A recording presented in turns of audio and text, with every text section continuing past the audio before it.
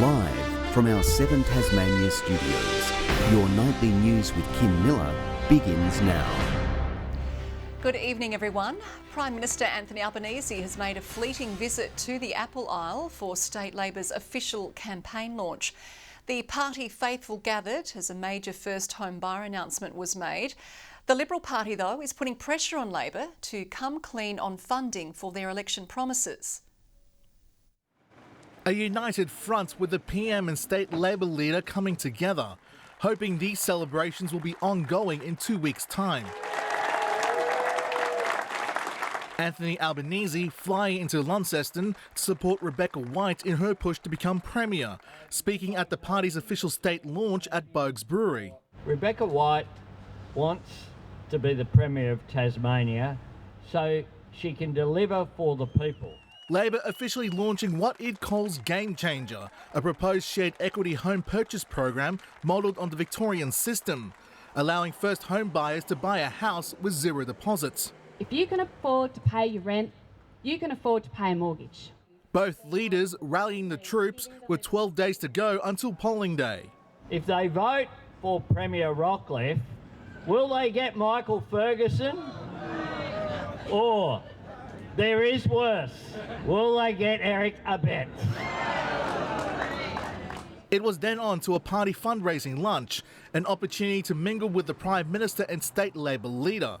Journalists weren't invited inside and therefore unable to ask any questions. As Labor makes its pitches to Tasmanian voters inside, the Liberal Party is asking where the money for the election promises is coming from. Nobody believes that Labor will be able to deliver their extraordinary promises. They're effectively in desperation promising everything to everyone without regard for how they will pay for it. The Liberal Party quick to dismiss the Game Changer proposal. Lazy Labor has just pinched our existing My Home policy, put a lick of paint on it and shamelessly tried to pretend it's something brand new. Meanwhile, Premier Jeremy Rockcliffe is continuing his agenda to promote Tasmania to the world, boosting marketing budgets by $4 million, establishing a multi-million-dollar business events attraction fund and money to increase flights into the state and attract new airlines. Tourism has been truly transformative for Tasmania, and we've backed the tourism industry every step of the way. As the Greens announce a multi-million-dollar plan to invest in cycling infrastructure across the state, encouraging more Tasmanians to get on their bikes. This is about making healthy choices easy choices. It's about making sure that the urban built environment is healthy by design. Mark Zeta, 7 Tasmania News. The Bob Brown Foundation has led a flotilla demanding salmon pens be removed from Macquarie Harbour. It's another attempt to save the Maugean skate, but the Liberal Party is adamant the two can coexist.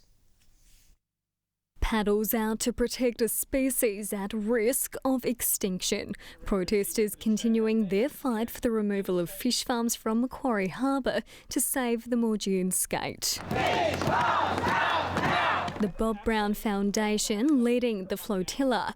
On board the Sea Shepherd, shedding light on krill fishery. If you vote Labor or Liberal, you're killing krill and you're feeding them into these industrial overseas owned fish farms. Everything in Antarctica relies on krill to survive. So for us to go down in huge mega trawlers, hoover up krill at incredible rates to feed to farmed salmon is an ecological crime. It comes just 2 weeks before Tasmanians head to the polls. Do you know who voting for come the 23rd? Well, it certainly won't be the two parties that are promoting fish farms. Change is possible at the next election, and that's what we're pushing for, to have better regulations for the marine environment. Spruiking the Liberal Party's $2 million investment in a skate recovery team and conservation action plan, Jeremy Rockcliffe today sought federal reassurance. What we want to support our industry, to support our jobs, is a commitment from the Prime Minister today that is going to back in the salmon industry, particularly on the west coast. Anthony Albanese didn't take questions. Meanwhile, Federal Environment Minister Tanya Plibersek's lips are sealed with a consultation on salmon farming in Macquarie Harbour underway. Brianna Boylan, 7 Tasmania News. A 58-year-old man has died following a crash at Tomahawk in the state's northeast. The man was the only occupant of a Ford Ute which left the road and rolled on Tomahawk Road just after 5 this morning. Anyone with dashcam footage is urged to contact police.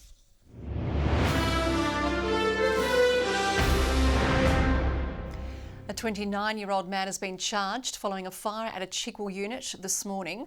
Police say the Glenorchy man was taken into custody a short distance from the scene. He's been charged with arson, aggravated burglary and an animal death charge. He'll front the Magistrates Court in Hobart tomorrow. The unit has been completely destroyed, police estimating damage at $250,000. Thousands have attended day 2 of the Taste of Huon Festival. Revellers settling in for an afternoon of tasty bites, fine wine and craft from more than 80 Tasmanian stallholders. Some festival favourites on the menu at the Taste of Huon. I had one of the twisty potato things. 80 stalls showcasing the best of the region yesterday and today as 10,000 people packed in. So yesterday actually was our best day ever here at the Taste of the Huon, and we've been doing the taste for 30 years. Giving them exposure to their businesses also, which is so important. Food stalls of record takings yesterday. And it wouldn't be whining without the dining. Smoked by Lost Captains serving up burgers galore and securing best stall overall at the festival. Yeah, this is sort of why we do these events, is to build that brand of our business and get the awareness out there that we are here in the Huon Valley and doing good things, and bring people down here and share the experience. Of course, live music was also on offer. Little ones, some of the biggest fans. The band? Yeah, but yes, the band's very good. With local arts and crafts on display. We just live locally and it'd be a great opportunity to get our name out and share our product. But organisers are continuing to call for more volunteers so the festival can thrive for years to come. Just been helping out, making sure everything's going fine, and it's really fun because we want to keep the festival going for longer, and yeah. Ruby Cairns, 7 Tasmania News. The state's animal population has grown once again, with Tasmania Zoo celebrating the arrival of 3 baby meerkats. The latest adorable additions making themselves at home just in time for the zoo itself to mark a special birthday milestone. At just 3 weeks old, the sibling rivalry is already heating up. This tiny trio of meerkat pups wasting no time showing each other who's boss. Their eyes opened about a week ago, and since then, nothing's held them back. Lots of wrestling, running around and annoying mum and dad. Proud first-time mum Rizzo and parenting pro dad Jamie quickly settling into their own version of newborn blitz. The secret, relying on a little help from the Meerkat Manor village. Everyone else has to look after the babies for her. So very strong matriarch. She rules the roost and everyone else has to help. Tasmania Zoo confident the pitter-patter of more tiny paws will act as an extra draw card. Meerkats are definitely up there as one of the most popular animals. You'll see a lot of people spending their whole day just watching the meerkats. These tiny stars might just be a few weeks old, but they're already primed to be the centre of attention. Even though they're probably a little bit shy to come over at the moment, you still do get up close and personal and see them running around. But they'll have no time to waste getting used to the spotlight. Tasmania Zoo is preparing for another big milestone this weekend. The exploring just in time for our 21st birthday celebration. Birthday cake, bluey and bingo, face painting, got everything going on. A big birthday with a little extra meerkat magic. Victoria Risto, 7 Tasmania News.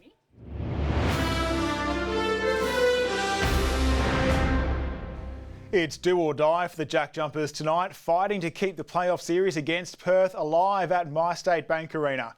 And that's where Ruby Cairns is for us with the latest from the nest. And after Friday's loss, Ruby, they're playing for a lot more than pride, aren't they? What is the coach looking for tonight? Nick, it's going to be a full 4-quarter performance at the top of Scott Roth's wish list tonight after a 6-point lead for the Jackies transformed into an 8-point loss in the final 7 minutes of the first playoff. Roth has also been lamenting the team's foul discipline. The Wildcats were handed 32 free throws on Friday, sinking 90% of them.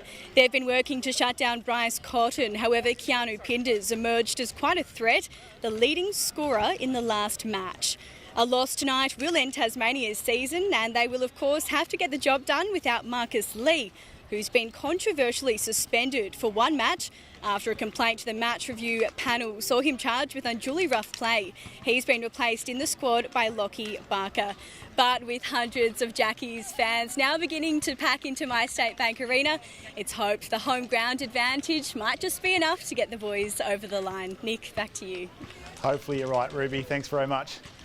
The Tigers face an uphill battle against South Australia after a bloodbath at Blunston, with 13 wickets falling on a difficult pitch.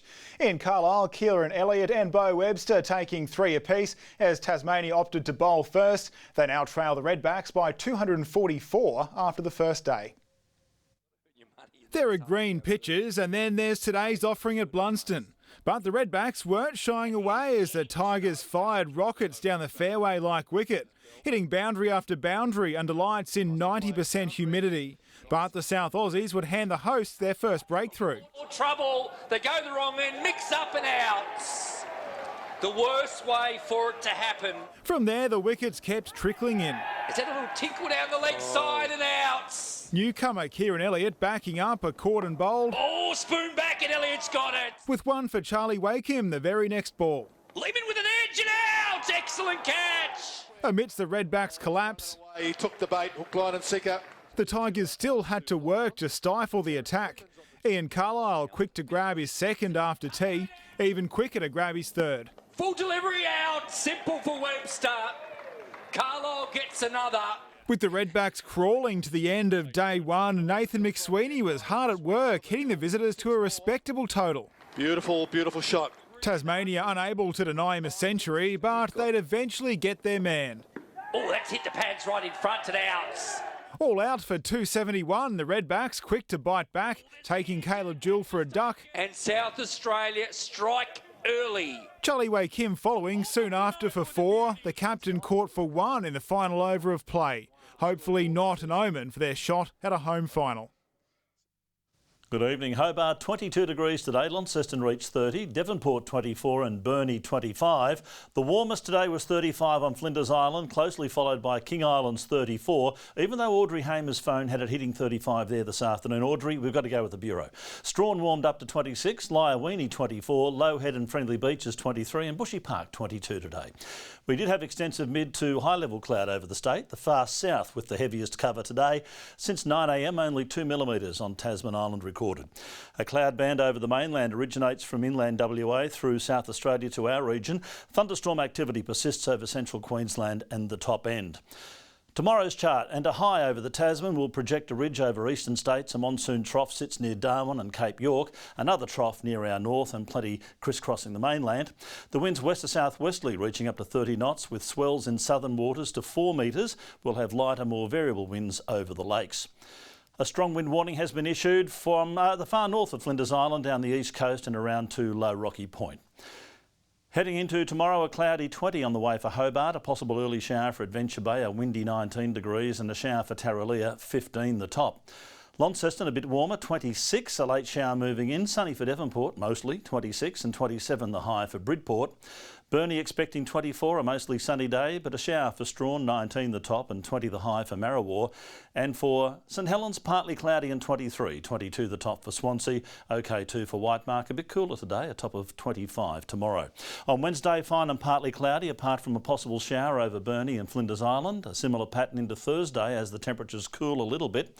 And on Friday, fine and partly cloudy, temperatures in the high teens and only a couple of centres reaching 20. Partly cloudy and 30 in Perth, another warm day in Adelaide, a cooler change over Melbourne, 25 expected there, a sunny 33 in Canberra, warm in Sydney as well, and a possible shower for Brisbane.